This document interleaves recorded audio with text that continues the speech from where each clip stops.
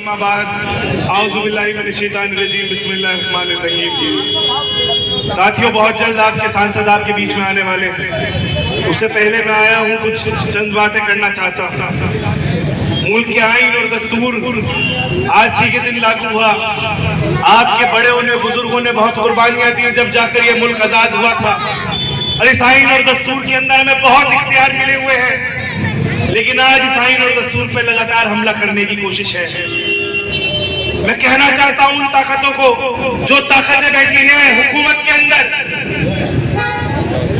کہ ہمارے بزرگوں نے ہم سے ایک وعدہ لیا تھا 1947 میں، مولانا ابوالکلام آزاد جامع مسجد کی سیڑھیوں پر کھڑے ہو کر تقریر کر رہے تھے اور کہا تھا کہ ہندوستان کے مسلمانوں ہندوستان کو چھوڑ کے مت جاؤ۔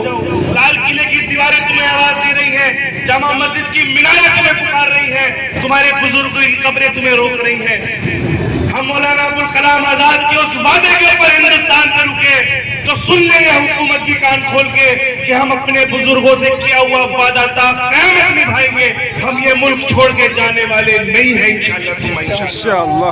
وہ طاقتیں آج بیٹھی ہیں سہارنپور کے اندر، کچھ طاقتیں بیٹھی ہیں، میں نام نہیں لینا چاہتا، بلڈوزر چلاتی ہیں غریبوں کے اوپر۔ ارے ایک دور وہ بھی آئے گا انشاءاللہ جب یہ بلڈوزر تمہاری طاقت کے اوپر چل جائے گا۔ غریبوں کے روزگار پہنچانا چاہتے ہو، سہارنپور کا غریب تمہاری ایک ویوستھا چلاتا ہے۔ سہارنپور کا امیر اگر شاپنگ کرتا ہے تو جا کے دلی یا دہرادون میں کرتا ہے، یہاں سے نہیں خریدتا۔